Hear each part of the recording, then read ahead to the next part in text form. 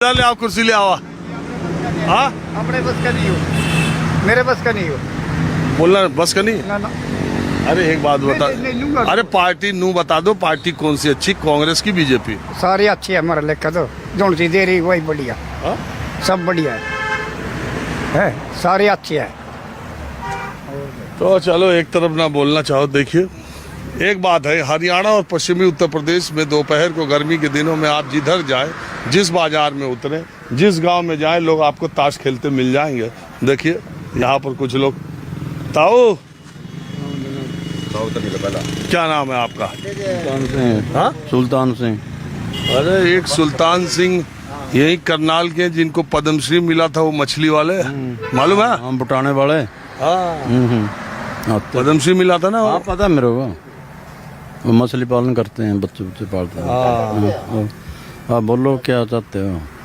मैं क्या चाहता हूँ, मैं तो मिजाज मूड माहौल जानने के लिए आया हूँ। गांव देहात में इस बार चुनाव होना, हरियाणा में सब लोग कह रहे हरियाणा में 5 सीटें कांग्रेस की आ गई लोकसभा में। अब हरियाणा का लोकसभा चुनाव इस बार बहुत टक्कर वाला होगा। ये तो सच्चाई की बात है, ये तो सच्चाई की बात है कि भाई टक्कर होगी जरूर।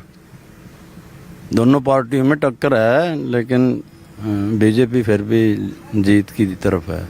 अभी आगे बीजेपी, उसकी वजह क्या आपको दिखाई दे? मुझे ये दिखाई देती है कि ये काम बहुत बढ़िया कर रहे हैं, और अभी जो इनकी स्कीम है, अभी ये नौकरी देने की स्कीम है, लोग नौकरी देंगे, लोग खुश होंगे। तो अभी तो 9 साल में दी नहीं कहते हैं, 9 साल में सीएम तो अभी चेंज हुआ ना, वो सीएम तो वो तो एक ईमानदार सीएम था, वो मतलब किसी के उससे नहीं देता था। अभी जो नौकरी हैं वो रुकी हुई थी, नौकरियां पूरी तो खट्टर साहब ने तो 9 साल में दी नौकरियां, दी नौकरी, उसने ईमानदारी से नौकरी दी, किसी को बेईमानी नहीं की, ना रिश्वत ली उन्होंने। मतलब जिन लोगों ने पेपर पढ़े उन्हीं लोगों को नौकरी मिली, गरीब लोगों को नौकरी मिली। और काल के लेकर फरीदाबाद तक जो जीटी रोड बेल्ट है, ये पूरी नॉन जाट बेल्ट है। और जाट बेल्ट जो है ये जींद साइड में, आप हिसार रोहतक इधर इसमें है, उधरी से उनको एमपीज मिले हैं। दूसरी बात, एक एमपीज मिला अम्बाड़े से वो बीज को नाराज करके, एक बीज थे हमारे यहाँ पे गृह मंत्री, उनको नाराज किया हुआ था, उनको पद नहीं दिया, इस करके वो भी सीट अपनी बीजेपी की थी, लेकिन उन्होंने उसको नाराज करने की वजह से उन्होंने प्रचार ही नहीं किया, तो वो भी सीट इन्होंने हारी। 6-4 होती सीटें। लेकिन इस बेल्ट पे अगर थोड़ा सा भी ध्यान दिया जाए, कालके से फरीदाबाद तक, तो बीजेपी को कोई हरा नहीं सकता हरियाणा में। देखिए आप क्या करते ताऊ?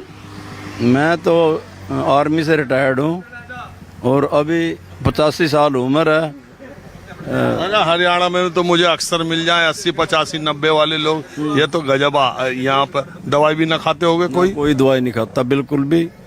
और एक्स्ट्रा टाइम पे जो अपना वैसा टाइम होता है तो उसमें ताश खेल लेते हैं बैठ के अपना टाइम पास करने के लिए, और कोई खास जरूरत है को नहीं।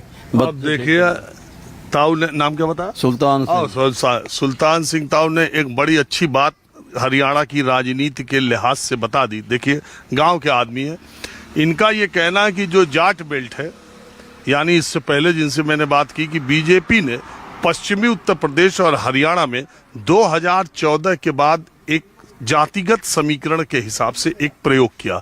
उन्होंने, जैसा मैं पहले भी कहता रहा हूं, कि इन 2 जगहों पर, पश्चिमी उत्तर प्रदेश और हरियाणा में, पीछे 30-40 सालों में जाटों का सामाजिक, आर्थिक, राजनीतिक प्रभुत्व बढ़ा।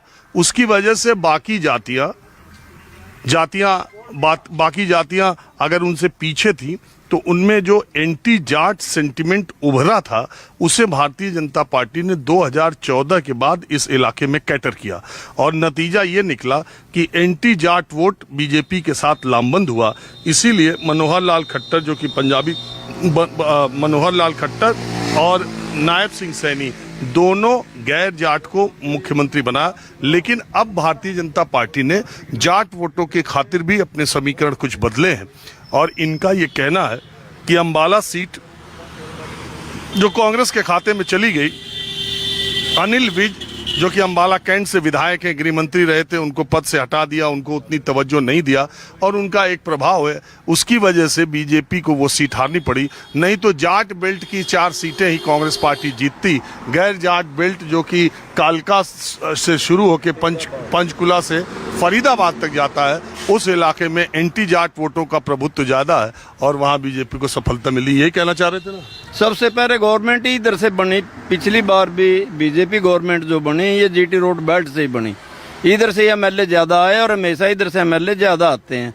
अगर हमें वहाँ पे थोड़ा सा भी ठीक से काम, जाट बेल्ट में अगर काम ठीक से किया जाए तो वहाँ से भी हमें सीटें मिल सकती हैं। ऐसा कुछ नहीं, अगर गवर्नमेंट उधर से भी चाहे तो जाटों में भी, जैसे रणजीत सिंह है, ठीक है वो हार गए हैं मेंबर पार्लियामेंट हिसार से, लेकिन वो एक बहुत बड़ा नाम है उनका। तो चौटाला फैमिली के ही हैं। चौटाला फैमिली के हैं और देवीलाल के दूसरे नंबर के बेटे हैं।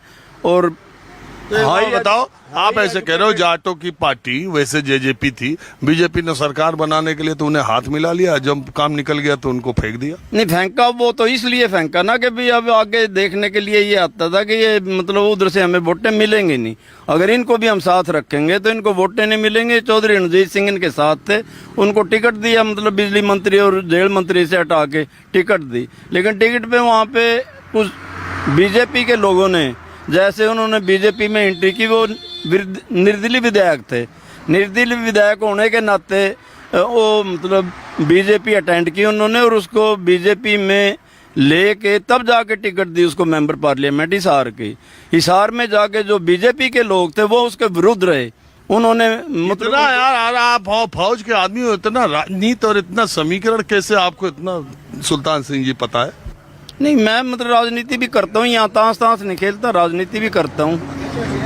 पहले कांग्रेस का, बीजेपी का डिस्ट्रिक्ट वाइस प्रेसिडेंट रहा, फिर बीजेपी में भी अभी मतलब मेरी आस्था है उनके साथ, मतलब जैसे एक बात बताओ, आप फौज में रहे हो, ये अग्निवीर को लेकर के बड़ा वो है, आप क्या मानते हो अग्निवीर योजना? अग्निवीर ये एक जैसे अपोजिशन का काम है विरोध करना, ये मतलब अपोजिशन इसमें विरोध कर रही, इसमें कोई इससे इतना बढ़िया मतलब सिस्टम है ये।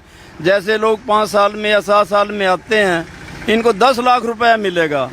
10 लाख रुपया अगर प्लस थोड़ा सा पैसा वो अपना भी बचा लें तो आगे वो विदेशों में भी जा सकते हैं या नौकरी आप भी कब ले रिटायर हुए थे? मैं 84 में हुआ, जनवरी 84 में। 41 साल हो गए। और नौकरी कितने साल की? 24 साल। और 41 साल से पेंशन पा रहे हो? अभी कितनी पेंशन है? अभी मेरे को 45,000 रुपये मिलते हैं।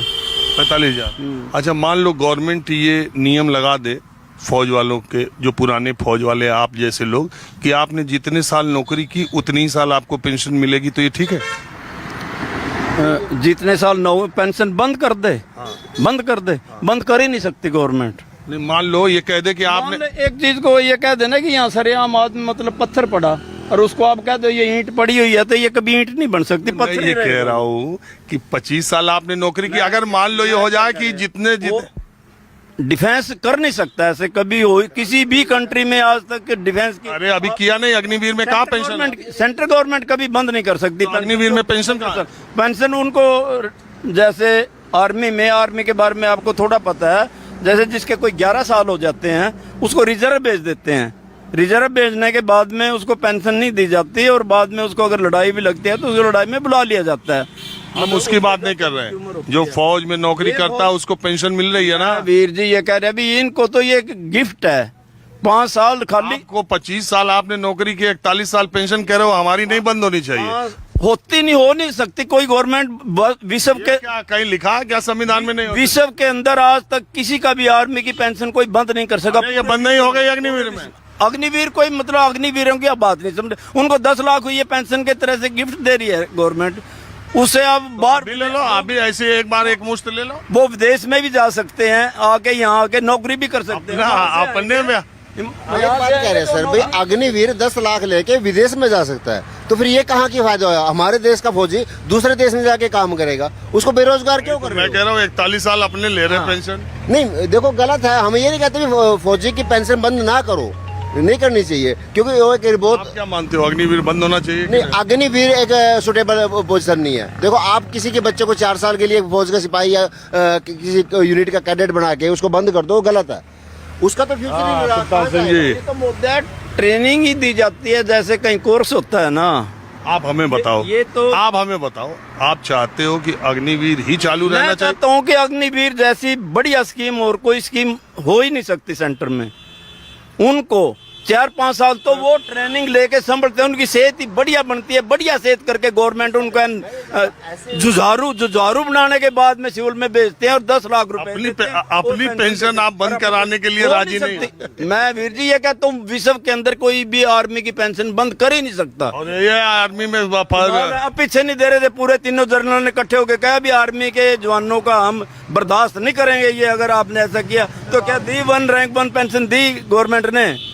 तीनों जर्नल इकट्ठे हो गए, ये कहा कि हम बर्दाश्त नहीं करेंगे अगर इनके साथ। तीनों जनरल, एक जनरल ने तो लिख दिया किताब में कि हमें तो पता ही नहीं था अग्निवीर आ रही है, और पहले था कि 25% होगा। ऐसा कुछ नहीं है, मतलब इसमें तो बाल खुजाने लगे यहाँ जो लोग जाते हैं इनको पता ही नहीं है, इन लोगों को पता ही नहीं भी वहाँ पे जाके ट्रेनिंग होती क्या है। ट्रेनिंग में जनरल ने ही लिखा किताब में कि हमें तो पता ही नहीं था, पीएमओ से आ गया, पहले ये पता था। लिखने के लिए देखो ना कितने जर्नल आए, कितने आगे हो सकता है विरोधी गुट में भी हो, कांग्रेस में चला गया हो, दूसरे अंग्रेज पार्टी में जा सकता है जर्नल, कोई वो बड़ी बात थोड़ा ना रिटायरमेंट के बाद में अंग्रेज पार्टी में। अरे जनरल तो यहाँ आकर के मंत्री बन गए, बता। हाँ फिर ये बीजेपी में जो जर्नल बना है, देखो मंत्री बना है ना, क्या इसने लिखा है कभी ऐसा? ये भी तो army chief of the army staff था, कभी लिखा है? सेना अध्यक्ष किसको पार्टी में बांट रहे हो आप यहाँ बैठ करके? क्यों राजनीति कर सकते हैं, यही तो सबसे मुश्किल है। पूरा अधिकार है। बहरहाल